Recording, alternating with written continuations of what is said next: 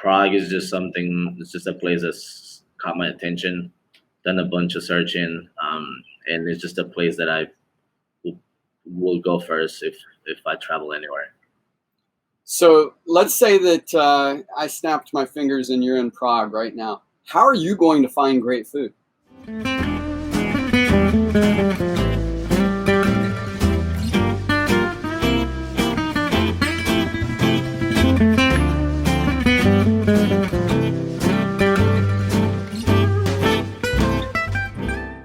Hey there, foodie fans. Welcome to another Travel Tuesday. My name is Bryce Morrison, and Carla Rhodes is in the studio as well. And we have a special guest with us this evening named Romo.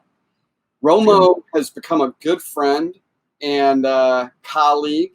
He is a bartender at one of our local places called the Claremont Brewing Company. And that's how I found him, because he added salt to my old fashioned. We'll talk about that a little bit later. Welcome to the show, Romo. How's it going, guys? Thank you for having me. We're glad to have you this evening. You know, we've had all kinds of technical difficulties with your show. I don't know what the deal is, but we do have some great footage that the video team took of Claremont Brewing Company and a short little interview with you, and you even making some cocktails. So with that, let's talk about the Claremont Brewing Company for a minute. How did you end up there? I heard about it, and I make sure that I went there and got a job. They did a job fair. So the day that the job fair was done, I went in there, talked to the boss. I said, hey, listen, I really want to work here. Want to be a part of the team. So give me a job, you know, and so he hired me, and he believed in me, hired me. I was actually like, other than the owners and managers, I was the first hire in the system. So what got you to that point, though? You started out much earlier than that as a bartender. Yeah. I started in the industry, you know, from the bottom as a busser. When I turned 21, I was able to move up to bartending, which is something I wanted to do. And I worked here and there, you know, different types of places, restaurants, bars, everything. And so I've been doing the industry for about 10 years and bartending 7 years. Yes. So been doing it for a little bit. That's awesome. Yeah. So I know that I happen to know, because we've had these conversations already off from this camera. Yeah. You spent your childhood between California and Mexico, correct? Yes. Multiple times back and forth. Yes.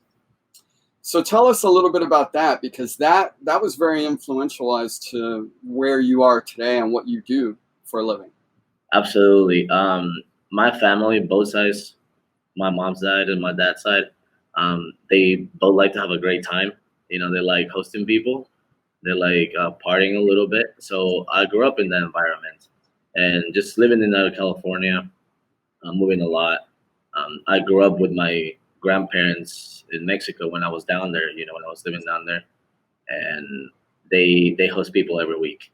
Yeah. They have a bar at home, built-in bar. It's just kind of just a thing that it's a normal thing to me, you know. Every weekend we just have a bunch of people. They're cooking for them, hosting them. My grandpa, the bartender, along with me, you know, as a young Romo at the time, you know. So kind of my mom grew up like that. I grew up like that too with them. So so you ended up actually making the cocktails and figuring out everybody's preferences, right? Yeah, absolutely. So these are people that my family has known before my mother even was born, you know, old friends, family, you know, just people that we know through the years. And, you know, me growing up, I'm there around playing around and stuff like that. I'm very close to my grandpa. So next, I know what he drinks. So he's like, hey, go grab me another one. I'm over here pouring 7 seconds of tequila with squirt, a little salt, bringing it to him. And then next thing you know, I kind of know everybody's drinks, you know, what people drink. And I'm my kid at home, you know, having fun making them drinks. Nice. Yeah. So it even went down to the timing of the pours, huh? I would know because he's like that. He's like that. Like he Yeah. knows what his friends drink. He knows how they like them and everything. So he would tell me, "This is what I like. This is what this person likes." And next thing you know, I kind of just knew, unless they switched it up on me, which they did sometimes. So, so you grew up in California and Mexico. What city in California was hometown then? I was born in LA. I was born in LA in Santa Marta Hospital, which is is Los Angeles, and I lived in Pico Rivera. Okay. Yeah. So in that area, is there any place that brings back memories? If you were to go, if I were to snap my fingers and you were back home right now, is there some place you would have to have lunch? That I would have to have lunch. So it's actually a fast food place. Yeah. It's called Tommy's. Tommy's. Yeah. Tommy's What's so special about Tommy's? So you get a paper plate, you get a burger or a dog, and they scoop out chili and pour it right on top of whatever you buy. Nice. It's messy, you're gonna have to get dirty. They do fries, hot dogs, burgers, but the chili doesn't go in the sandwich or in between the bun. It goes on top of it, so you have a chili bowl with a burger, and you kind of have to get over that and just eat it, And I loved it. I used to skate up there and get lunch with friends. That's cool. So, So when you say skate, you mean skateboarding? Yeah, we used to skate everywhere as kids. Yeah. My daughter and one of my sons both were really into skateboarding as well. Yeah, that's kind of how we moved. We'll go to school, go with your little friends, and skate to school, skate everywhere. Yeah. Yeah. So about the town in Mexico that you spent so much time in, is there any place there that you would recommend? Yeah. So the city is called Guadalajara, and it's a pretty big city. The restaurant is called El Canelo. It's a huge. These restaurants are called campestre restaurants. Huge place, holds hundreds of people. And we grew up going there on the weekends. It was like a family thing that we would go up there. Maybe on a Sunday, it was like a Sunday type of thing. We'd go midday, spend the whole day there. The kids are free to run around. The adults do adults things. So you kind of go there. They have all kinds of meat, and it's all smoked, and you spend a good family Sunday. So I kind of introed it, how I found you with the salt and the old fashioned. Let's talk about that for a minute, because for me, I've talked about this now with other guests because it fascinates me that in all the places I've ever been, all the bartenders I've talked to and spent time with, even here at home, us making old fashions, I had never come across anyone putting salt in any cocktail, much less an old fashioned. And yet it was one of the best old fashions that I've ever had. So how did that come about?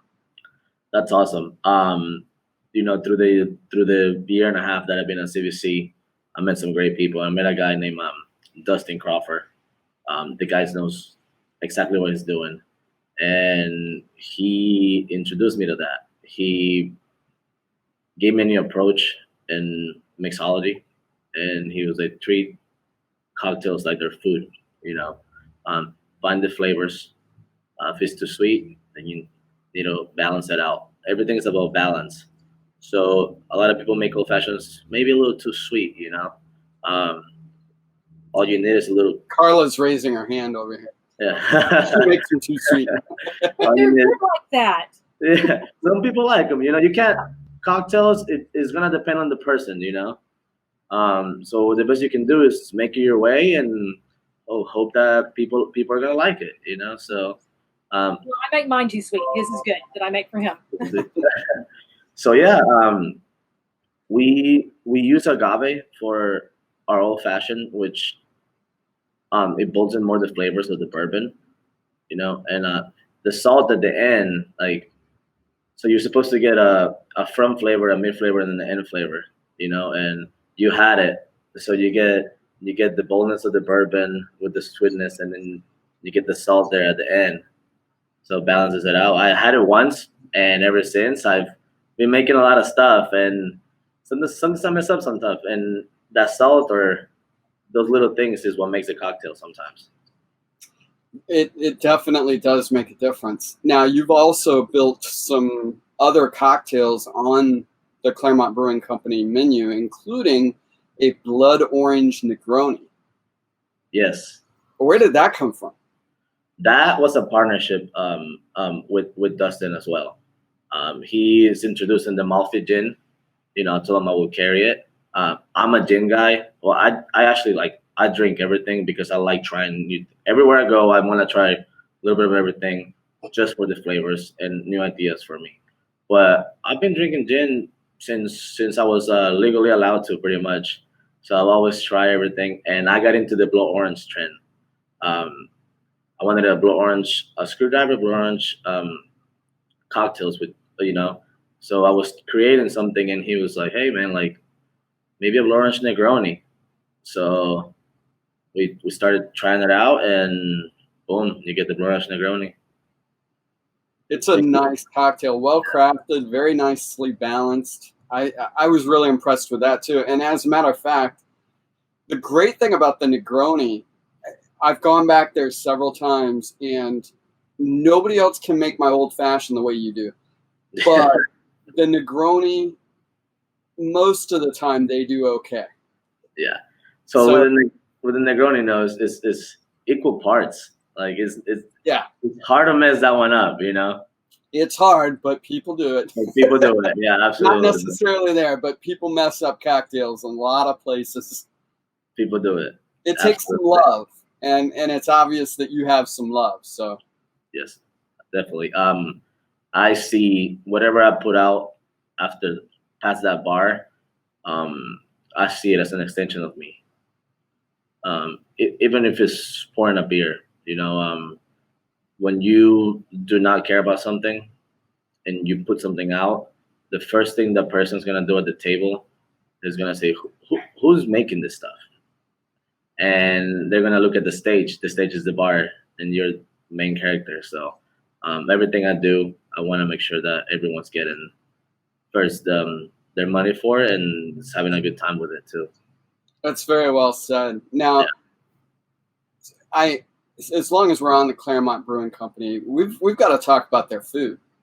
Yeah, I'm impressed. The first time we went in there, we just kind of stumbled on it. Somebody mentioned that it was pretty good, but we didn't know anything going in. And the very first thing we ordered, I think it was the meatballs, the appetizer, and I promise you, I turned around and they were in front of me. And I didn't know at the time why. All I knew was they were sizzling hot and really good. And then I think we got the chicken dip, the buffalo chicken dip. Yeah. That was really good too. All the food is so hot, so fresh, and so good. Absolutely. Except, of course, the sushi. It's not hot. The sushi's not hot. Yeah, we totally not. But there's a reason for that, though. Can you talk about that? Yeah. So our owners, man, like it starts with them. They are locals, and they wanted to bring the best place that you can go to in Claremont. You don't have to go out to Orlando or drive 40 minutes somewhere else to find a place like that anymore. You can drive 5 minutes on the road in your own town and find a place like that. They are very, very well traveled, and they go get what they want. So creating the menu, they spend the money on it, on chefs, trainers, and they put in the time and effort into making sure that everything is prep and fresh and made like you're supposed to make it every single time. They spend months training before we even open. We had a whole kitchen training there months before even opening. And so what device are you using to make all this food so rapidly? It's not a microwave, is it? We don't have a microwave. Not even. I try to get a microwave in the office for my own food, And they were like, "We're not getting a microwave anywhere in this building." I was like, "Okay, I'll just sit here." No, yeah. So the whole process, we have different stations. We don't have a food pace. I don't know if you noticed that. Um, Everything comes out when it's ready in different stations. Sushi comes out when sushi's gonna be ready. We have hot apps, which is where you get the meatballs, the chicken dip, um, the tacos, all that stuff. That comes out, and then we have the pizza station. So when the pizza's ready, that comes out too. We have a prep guy. He's there. I want to say 4:30 in the morning every day. He's there at 4:30. He is prepping everything daily for whenever the openers come and get there. And so when they get there, they have all their tools in front of them and products and ingredients. And there's a whole system to this. It's a place where we try to make everything shareable for everybody and But easy to it's the oven, though, right? the oven's a beast. Yeah. Yeah. That's where the real difference is. I mean, yes, the systems are important, having everything ready, but the only way that food can come out that fast, that hot, is that device. That The oven is. The oven is at 700 degrees, There you go. and it takes, let's just say for pizza, it takes one turn, which takes a minute and a half for the pizza to be ready. If you let it go, that pizza will be a brick. Yeah. Yeah, it's a pretty good oven. It came from Italy. It really does make a difference. Yeah, yeah. It's So serious. you mentioned that the owners have done a lot of traveling, but you've traveled a little bit as well, right? A little bit, yeah. Not like they have, but a Of little course. bit. Yes, yeah. So out of all of the places in the world that you've been, where's the one place that you would go back to in a heartbeat? I'm gonna say this place because it's like my second Mexican home, and I would go there anytime. I would take anybody there, and anytime. And I also know it as I grew up going there, so somehow I know the place, even though I never lived there. It's Puerto Vallarta for me. Okay. It was our quick weekend vacation spot. My whole family grew up going there, and it's just a place that I will always carry with me everywhere I go. Everywhere I go, they talk about Mexico. They talk about other places, Cancun, whatever. I'm like, you ever been to Puerto Vallarta? Because you gotta go, Right. And I love it. I love it out there. So what would you where would you go to have lunch in Puerto Vallarta? There's a place called the Sea Monkey, and there's a new side of town and an old side of town. Which the new side of town it's 40 years now, 40 years old, about around there. The old side of town goes way back. It's built into the mountain. There's the beach and it's the mountain, and that's called Playa de los Muertos. There's a whole strip right there full of restaurants. You can go to a restaurant and spend $50 in a meal, and you can go to the next one and spend $10 with drinks and a meal. So it's really where you pick. And the Sea Monkey, you can go there, sit on the beach, drink less than $1 margaritas, less than $1 cerveza, and just sit there, watch the sunset, have a good time. And that's a place where me and my family grew up going. Nice. Yeah, I always recommend it as well. Yeah. Yeah. So what about right here in Central Florida? Where's the one place other than Claremont Brewing Company that you got to take your friends to when they come into town? So my buddy told me to go to the Robinson downtown, and they don't have big meals or anything like that. It's a bar. They got small bar food, but I cannot stop going there. Yeah. I just go and I get the same drinks, or I just let the bartender, hey man, surprise me with gin, surprise me with tequila, whatever. Just do whatever you gotta do. Let me try it. There's a new bar down there, and I'm hoping Carla can remember the name of it. It's the two buildings down. It's pretty close, yeah. It starts with the B. Is Bauas. No, I think it's on the opposite side of the street. Opposite side. they've got some really almost like Halloween decor. Okay. It's really cool. It's like a lounge. It's nice, beautiful atmosphere. We'll have to get back to you on that. Yeah, I haven't been to that. Yeah, I'll get you the name. We'll put it in the group. I'll check it out. It's brand new. Well, at least it's brand new since I was downtown. I was just there a couple of weeks ago, and it was not there earlier in the year. That's for sure. So it's hopping. It's a cool place. You're not going to get the kind of craft cocktails you get at the Robinson. Yeah. But it's kind of a good go between.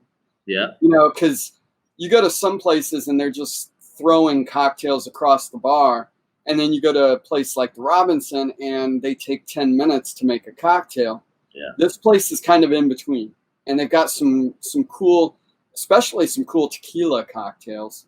So yeah, we'll make sure that everybody knows. You just got to belong to the Facebook group to be able to find out. I have to check it out because I was downtown on Sunday night. Yeah. One of my good friends, they got married, and after they invited us out to downtown, so we went out there, and we went to the Bauas. I don't know if I'm pronouncing it right, but it's between the Robinson and Boulevard. It's a little strip bar. Probably has 10 seats. Yeah, I haven't heard of that one either. You will love it. It's just one guy in there. Yeah. It's one little L bar, one guy, and his tools and his bar, and he's going at it, and it's amazing. Nice. Have you been to Hanson Shoe Repair? I have not. It's the speakeasy that's down there. Down there. I don't think it's on top of. It's not on top of Bullet. It's on top of a different bar. It might actually be that bar. So for the shoe repair, I know what you're talking about, but it might be on top of there because there was a second floor that I didn't. Think it is. That I didn't get to go in. You know what? And I never realized what the name of the bar downstairs was. We've been there many times, and Carla actually likes the bar downstairs more than the speakeasy upstairs. Brick bar with beams. Yeah. That's it. That's probably it. Yeah.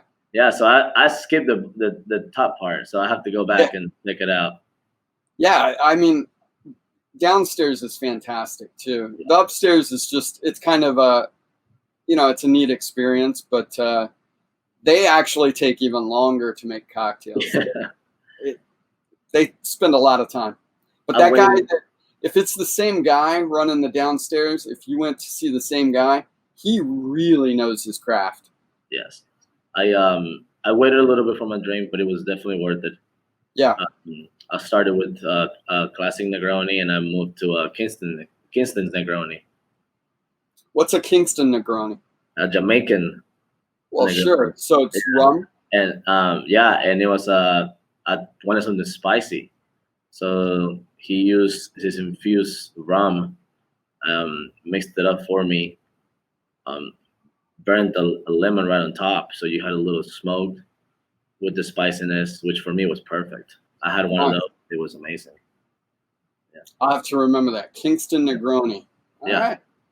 So what about food? I mean, now we know where to get a drink in Central Florida. How about food? Where are you going to go to get a great meal? Man, food. To be honest, I try to check out like Mexican restaurants because I want to find places like make me feel like I'm eating something, that my grandma made or something like that. And it's different Mexican food here than what you would find in California, though. Yeah, there is, especially in Mexico, of course. Absolutely, there is. So I was trying to find a homey place for me. I can cook, but I can't cook like grandma. So I can only do so good. There's a place called El Tlaquepaque. It's a smaller place, not too small, but I cannot tell you the road on it. I cannot tell you the road what it's. I know how to get there. And I go there. How do you spell that?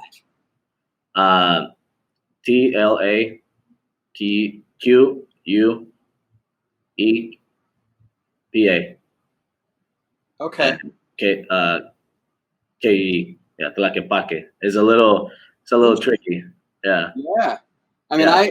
I've been around Spanish since I was a kid. I grew up in South Texas.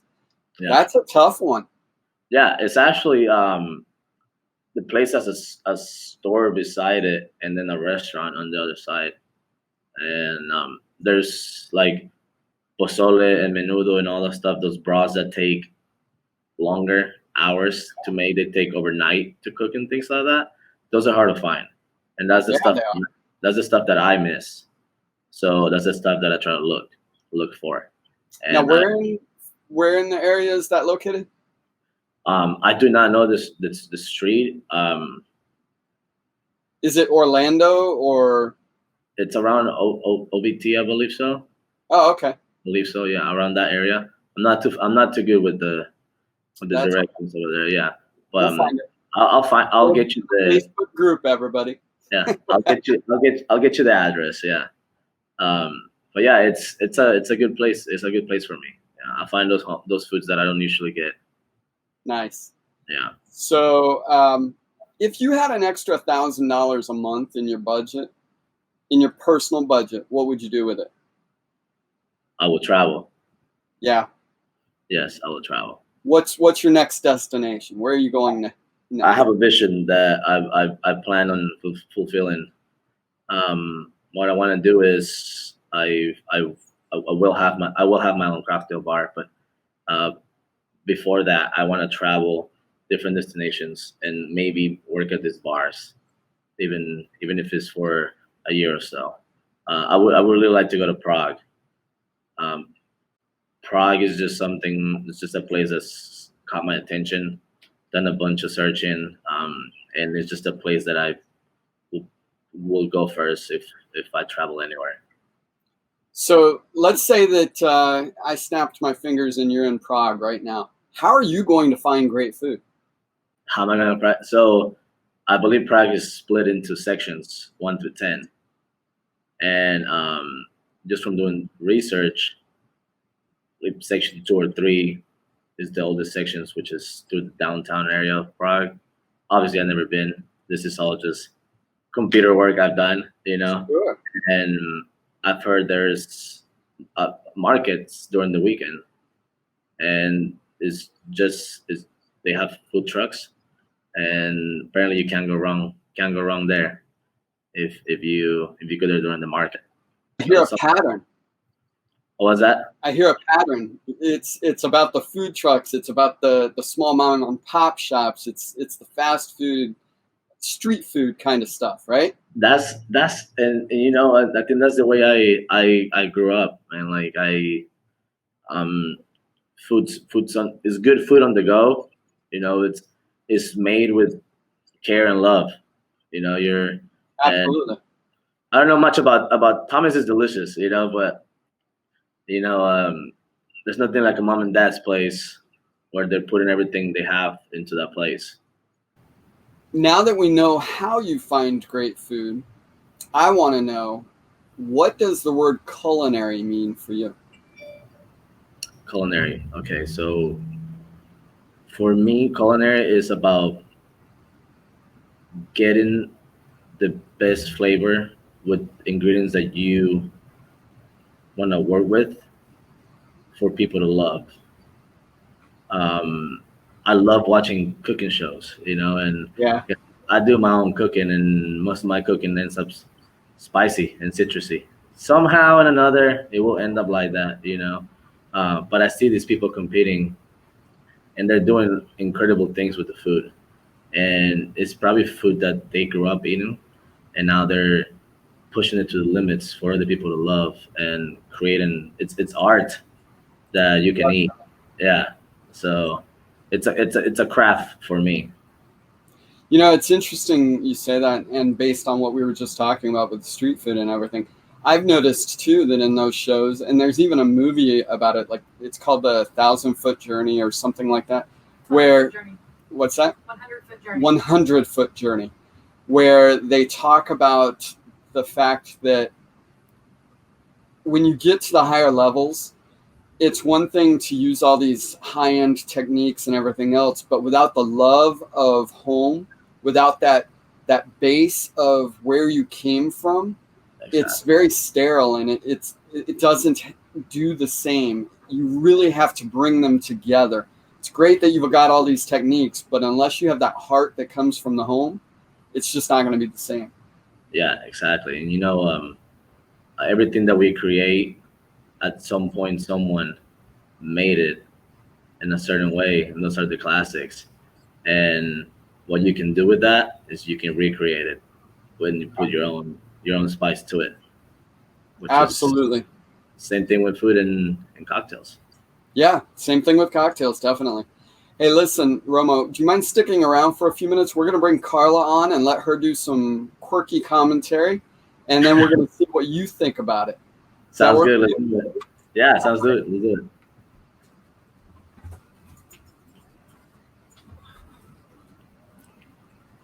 Hello, foodie fans. Fun foodie facts today because Romo is a bartender. He's, in fact, my favorite bartender.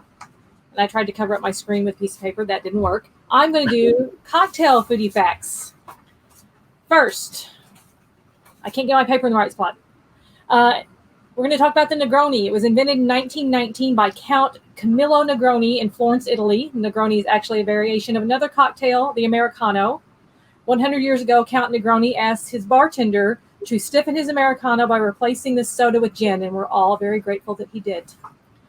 Romo makes an excellent blood orange Negroni.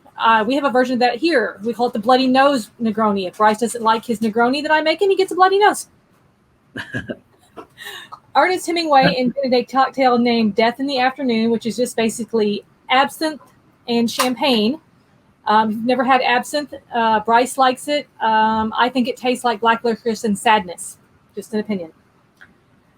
There's a cocktail known as the Sully, named after the pilot of U.S. Airways Flight 1549, which consists of 2 shots of Grey Goose and a splash of water.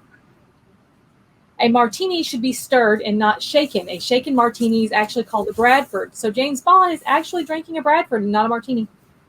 Last but not least, the Tom Collins cocktail was named after an 1874 prank in which someone would be led on a wild goose chase from bar to bar by friends being told a libelous fellow was named Tom Collins was besmirching their name. And I read that one just so I could use the word besmirching. Thank you, Carla. So, Romo, as we bring you back to full screen, what about that? So first, I'm sorry about your nose. So I hope you like the Negronis that she makes you. You know, I might have a pimple on my nose, so it's a little bit red, but she doesn't beat me. She's a nice wife. She might smack me around a little bit, but she's never made me bloody. Smart man. No, yeah. Some of those facts were pretty crazy. You know, one thing I do with my martinis, man, I make sure I stir them every time, man. You will never catch me shaking a martini. A classic martini. Yeah. Yeah, for sure. And I knew the Negroni fun fact. I did not know about the Americano. Well, so thank you for that. That's great. I appreciate that. Those are good facts.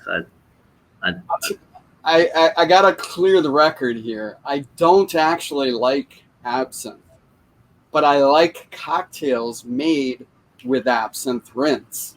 Okay. So, for example, a Sazerac. If you rinse my glass with absinthe, it's going to make for a beautiful Sazerac.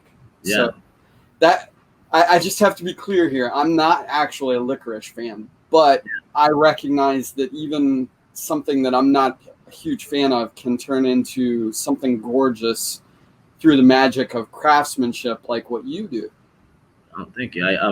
One thing that I do, you have people that want to stick to one thing and one thing only, and that's okay. Everyone likes what they like, but sometimes I want to challenge myself, and I make something. Don't tell you what it is. I just ask if you have any allergies or anything. So I don't tell you what it is, and I'm like, what? Try this right here. oh, this is great, man. This is great. Awesome. It's got gin in it, or it's got this in it, or is this no way? It does not. Yes, it does. So now you have them drinking that, and that comes with balance across the table. Absolutely. You know, I used to think that I didn't like gin, and then I realized there were numerous types of gin. Yep. And somebody told me try New Amsterdam because it's a lot more mild, and you know that was kind of like a gateway. Yeah. And then same thing with tequila. You know, I used to hate tequila because my only experience with tequila was cheap silver tequila. And then I went down to Mexico and realized, oh, wait, there's añejo and reposado. And oh, my goodness. And now mezcal. And yeah, there's so many different things out there. To just blanket say, I don't like vodka, you know, well, I don't know if anybody can say that because vodka doesn't really taste like much. But, you know, you kind of just got to explore if you even want to. And it's the same way with food. You just got to explore and try different things, different preps. Everything can become beautiful with the right skill. Exactly. And going back to people not liking certain things or not being flexible and trying different things. Um, it's okay to make a cocktail that someone else is not gonna like, because we don't have the same taste buds. So Absolutely. me and you can try the same cocktail and I love it and you hate it, or the other way around, and it doesn't mean it's a bad cocktail. That's right. Yeah, so that's another thing that I think a lot too. Um, yeah, so that's why I love doing what I do. I like seeing those faces when this is great, man, and they didn't even like that type of liquor, and next thing you know, they're like, I'm drinking another one, and you're like, awesome, that's what it's about. So I have one last question for you, Romo, before we go. And I just want to, before I even ask, I want to thank you for your patience because we have had some technical difficulties getting together. And thank you for letting my video team follow you around the restaurant and letting us have fun with you, joining us out here to have some brisket that day. It was awesome. It's just been a blast spending all this time with you, and I believe that you have a long, positive career ahead of you because you're doing great things already, and I'm going to be the first one to have interviewed you, so I love it. Yeah, there you go. So one last question for you. I say cocktail, you say? What was that? I say cocktail, you say? Cheers. That works. There Cheers, you go. everybody. Have a great one. Thank you. I appreciate you guys. If you like what we're doing here, hit subscribe.